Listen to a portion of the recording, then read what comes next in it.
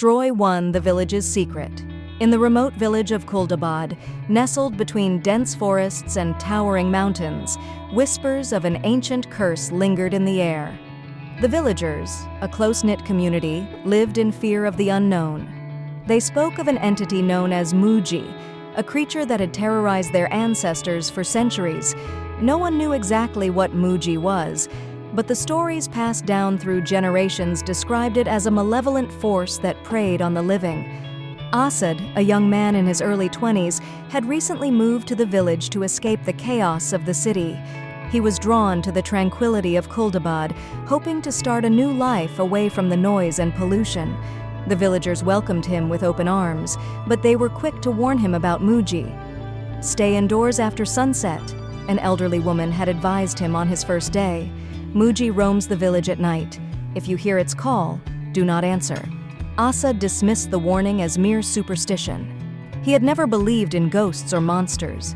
To him, Muji was just a story told to scare children into behaving. But as the days passed, he began to notice strange things happening around the village. The air grew colder as night approached, and a thick fog would roll in from the forest, enveloping the village in an eerie silence. The villagers would retreat into their homes, locking their doors and windows as if preparing for a storm. Asad found their behavior odd, but he didn't question it until the night he heard the first whisper. It was late, and Asad was lying in bed, struggling to fall asleep. The silence outside was unsettling, broken only by the occasional rustle of leaves. Suddenly, a soft voice called his name, "Asad." He sat up, startled. The voice was faint, almost a whisper, but it was unmistakable. He looked around the room, but there was no one there. "Asad!" the voice called again, this time a little louder. His heart pounded in his chest. Who could be calling him at this hour? He got out of bed and walked to the window, peering outside. The fog was thick, obscuring his view of the village, but then he saw it, a shadowy figure standing at the edge of the fog, just beyond the reach of the street lamp's light. "Asad." The voice was now clear, almost beckoning.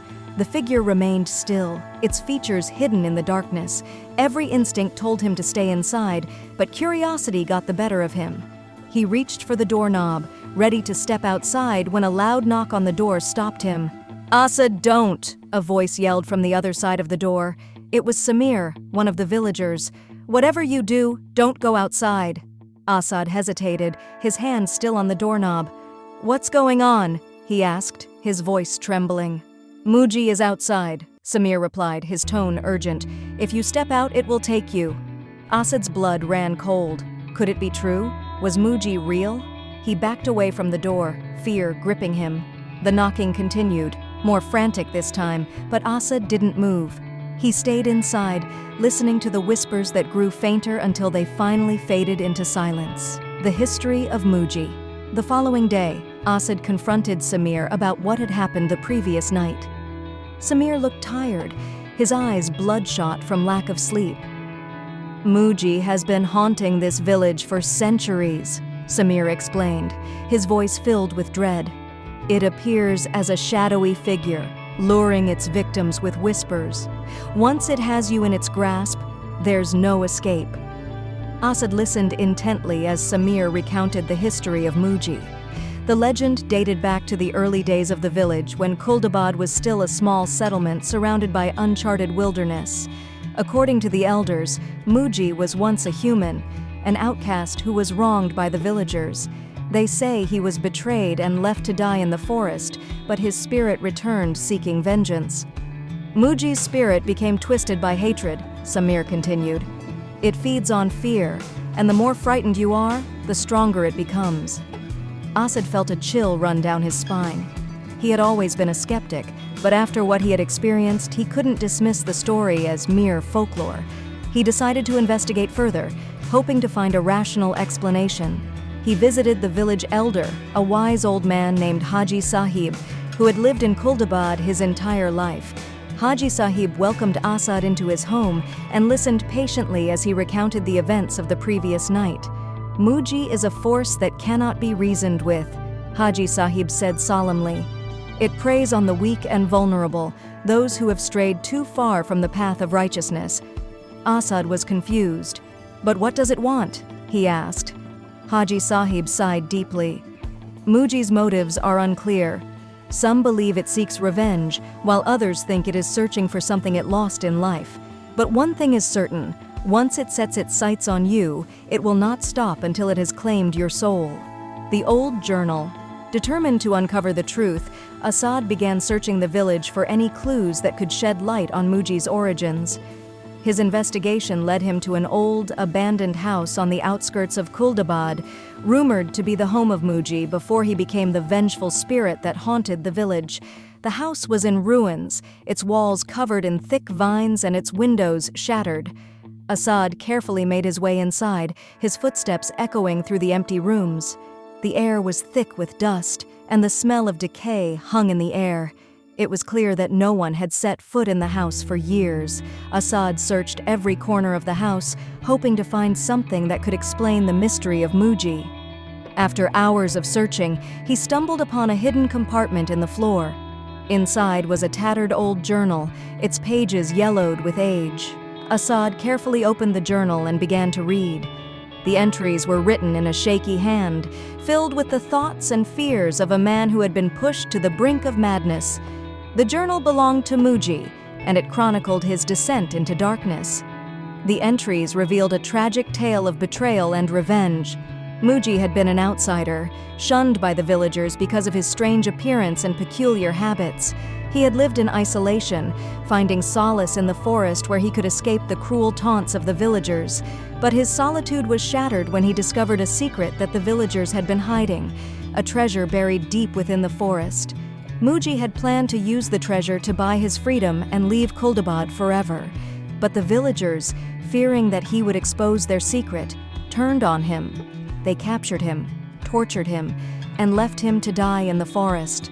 The final entry in the journal was written in a frenzy, the words barely legible. "They will pay," it read. "I will return, and I will have my revenge. They will know the pain they have inflicted upon me. I will become the darkness that haunts their dreams." Asad felt a wave of sorrow wash over him as he closed the journal. Muji had been wronged, and his spirit had been twisted by hatred and anger, but as much as he sympathized with Muji's plight, he knew that the spirit had to be stopped. The ritual Asad returned to Haji Sahib's house, journal in hand. He shared the contents with the elder, hoping to find a way to put Muji's spirit to rest. Haji Sahib listened intently, nodding thoughtfully as Asad spoke. "There is a way," Haji Sahib said after a long pause, "but it is dangerous, and there are no guarantees that it will work." Asad leaned forward, eager to hear the elder's plan. Haji Sahib explained that there was an ancient ritual that could banish a vengeful spirit, but it required a great sacrifice. The ritual involved invoking the spirit and offering it something that it desired above all else: redemption. "But how can we offer redemption to a spirit consumed by hatred?" Asad asked, puzzled. Haji Sahib smiled sadly. "Muji's spirit is still trapped in the past, reliving the pain and suffering he endured. We must show him that there is another way, a path to forgiveness and peace." Asad was skeptical, but he was willing to try anything to rid the village of Muji's curse. Haji Sahib gave him a list of items needed for the ritual, and Asad set out to gather them. The night of the ritual arrived, and Asad, along with Haji Sahib and Samir, made their way to the old house where Muji had once lived. The air was thick with tension, and the fog that had become synonymous with Muji's presence clung to the ground like a shroud. Asad and Samir set up the ritual space inside the house, following Haji Sahib's instructions carefully. They arranged the items in a circle and lit the candles that would guide Muji's spirit to the offering. Asad's heart raced as he stood at the center of the circle, holding the journal that had belonged to Muji, the encounter. The night was still, almost unnaturally so, as Haji Sahib's chanting echoed through the decaying walls of the old house. Asad stood at the center of the ritual circle, the tattered journal clutched in his hands. The flickering candlelight cast long shadows across the room, adding to the ominous atmosphere. As the chanting grew louder, Asad felt a sudden drop in temperature. The air became heavy, suffocating, and the fog outside seemed to press against the windows as if trying to force its way in. The atmosphere was thick with anticipation, and every creak of the floorboards sent chills down Asad's spine. Suddenly, the chanting stopped. A deafening silence filled the room, and for a moment, everything seemed frozen in time. Then, without warning, a cold gust of wind blew through the house, extinguishing the candles and plunging the room into darkness. Asad. The whisper was faint but unmistakable. It was the same voice he had heard outside his house that night. Asad's breath caught in his throat. He could feel a presence in the room, something dark and malevolent. His heart pounded as he struggled to see through the darkness. He could hear the sound of footsteps, slow and deliberate, moving toward him. "Asad," the voice called again, this time closer. He could feel the cold breath of the entity on the back of his neck. Asad mustered all his courage and spoke into the darkness. "Muji, I know what happened to you. I know the pain you suffered, the betrayal. But this isn't the way. Let me help you find peace." The footsteps stopped, and for a moment there was silence. Then a low growl echoed through the room, filled with anger and pain. "There is no peace for me," the voice hissed. "Only darkness and revenge." Asad felt a wave of despair wash over him. The air around him grew colder, and the shadows seemed to close in on him, suffocating him with their darkness. But he couldn't give up. He had to try. "Please," Asad pleaded. "You don't have to do this. Let us help you." But Muji's anger was too great. The room erupted in a violent gust of wind, throwing Asad to the ground. The walls shook and the floorboards creaked as if the house itself was alive, reacting to Muji's rage. Asad lay on the floor, helpless, as the darkness engulfed him. He could feel the presence drawing closer, its cold grip tightening around his heart. But just as he was about to lose consciousness, he heard Haji Sahib's voice, calm and steady. "Muji, you were wronged. But your time in this world has passed. Let go of your pain. Let go of your anger. Find the peace you deserve." The chanting resumed, and Asad felt the darkness begin to recede. The grip on his heart loosened, and the coldness that had enveloped him started to fade. The wind died down, and the room grew still once more. The revelation Asad slowly got to his feet, his body trembling from the encounter. The room was still dark, but the oppressive atmosphere had lifted. Haji Sahib continued chanting, his voice growing softer with each word, as if coaxing Muji into submission. Suddenly, a faint light appeared in the center of the room. It was soft and ethereal, glowing with a warmth that contrasted sharply with the cold darkness that had dominated moments before. The light grew brighter, and within it, Asad saw a figure materialize. It was Muji, but not the shadowy figure of vengeance that had haunted the village. This Muji was different. He appeared as a young man, his face marked with sorrow and regret. The anger that had consumed him seemed to have faded, replaced by a deep, aching sadness. Muji looked around the room, his eyes filled with pain as he took in the sight of his old home. "This place, it holds so many memories," he whispered, his voice filled with longing. Asad took a step forward, the journal still in his hands. "Muji, we found your journal. We know what happened to you." Muji's gaze shifted to the journal, his expression softening. "My journal. I thought it was lost forever." Asad held the journal out to Muji, who reached out with a trembling hand. As his fingers touched the worn pages, a tear slipped down his cheek.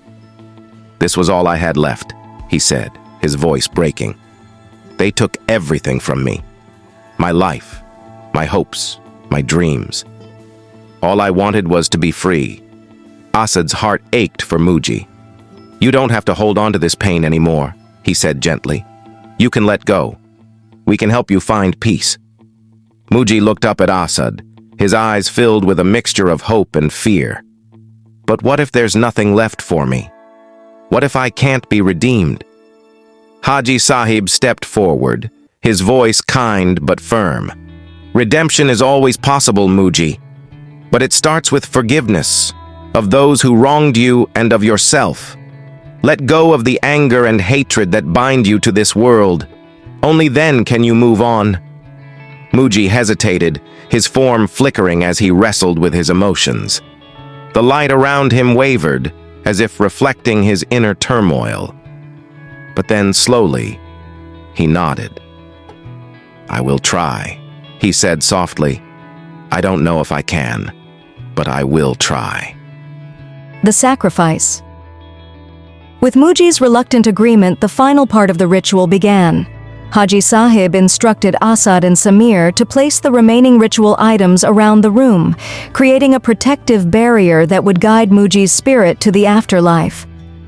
As they worked, the light surrounding Muji grew brighter, illuminating the dark corners of the room. The oppressive fog outside began to dissipate, and the coldness that had gripped the house faded, replaced by a sense of warmth and calm. But as the ritual progressed, Asad noticed something strange. The light surrounding Muji was growing stronger, but so was the shadow that had clung to him, the darkness that represented his anger and pain. It was as if the two forces were locked in a battle for Muji's soul. Haji Sahib noticed it too.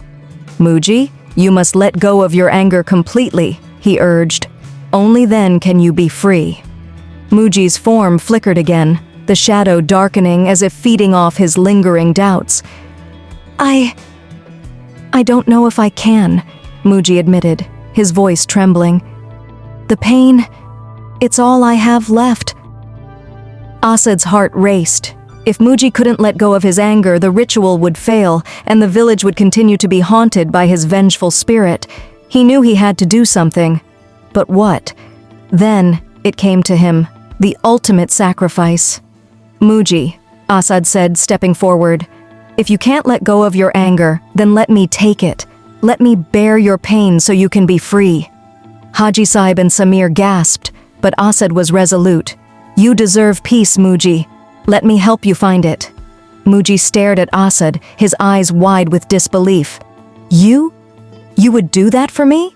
Asad nodded. "Yes. You don't have to suffer anymore. Let me take your pain." Muji hesitated, his form wavering as the light and shadow battled for dominance. Finally, with a look of deep sorrow and gratitude, Muji extended his hand toward Asad. Asad felt a jolt of energy as Muji's darkness flowed into him.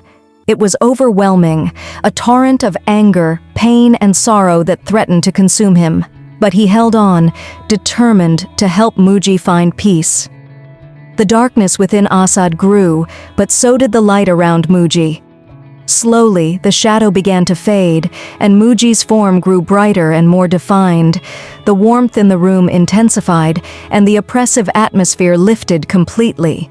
Finally, with one last surge of light, Muji's form dissolved into a radiant glow. The shadow was gone, and in its place was a sense of calm and peace that filled the room. Asad fell to his knees, exhausted but relieved. The ritual had worked. Muji was free. The sacrifice. With Muji's reluctant agreement, the final part of the ritual began. Haji Sahib instructed Asad and Samir to place the remaining ritual items around the room, creating a protective barrier that would guide Muji's spirit to the afterlife. As they worked, the light surrounding Muji grew brighter, illuminating the dark corners of the room. The oppressive fog outside began to dissipate, and the coldness that had gripped the house faded, replaced by a sense of warmth and calm. But as the ritual progressed, Asad noticed something strange. The light surrounding Muji was growing stronger, but so was the shadow that had clung to him, the darkness that represented his anger and pain. It was as if the two forces were locked in a battle for Muji's soul. Haji Sahib noticed it too. "Muji, you must let go of your anger completely," he urged. "Only then can you be free." Muji's form flickered again, the shadow darkening as if feeding off his lingering doubts. I don't know if I can," Muji admitted, his voice trembling. "The pain, it's all I have left." Asad's heart raced. If Muji couldn't let go of his anger, the ritual would fail, and the village would continue to be haunted by his vengeful spirit. He knew he had to do something. But what? Then it came to him, the ultimate sacrifice. "Muji," Assad said, stepping forward, "if you can't let go of your anger, then let me take it. Let me bear your pain so you can be free." Haji Saib and Samir gasped, but Assad was resolute. "You deserve peace, Muji. Let me help you find it." Muji stared at Assad, his eyes wide with disbelief. You? You would do that for me?" Assad nodded. "Yes. You don't have to suffer anymore. Let me take your pain." Muji hesitated, his form wavering as the light and shadow battled for dominance. Finally, with a look of deep sorrow and gratitude, Muji extended his hand toward Assad. Assad felt a jolt of energy as Muji's darkness flowed into him. It was overwhelming, a torrent of anger, pain, and sorrow that threatened to consume him. But he held on, determined to help Muji find peace. The darkness within Assad grew, but so did the light around Muji. Slowly, the shadow began to fade, and Muji's form grew brighter and more defined. The warmth in the room intensified, and the oppressive atmosphere lifted completely. Finally, with one last surge of light, Muji's form dissolved into a radiant glow. The shadow was gone, and in its place was a sense of calm and peace that filled the room. Assad fell to his knees, exhausted but relieved. The ritual had worked. Muji was free.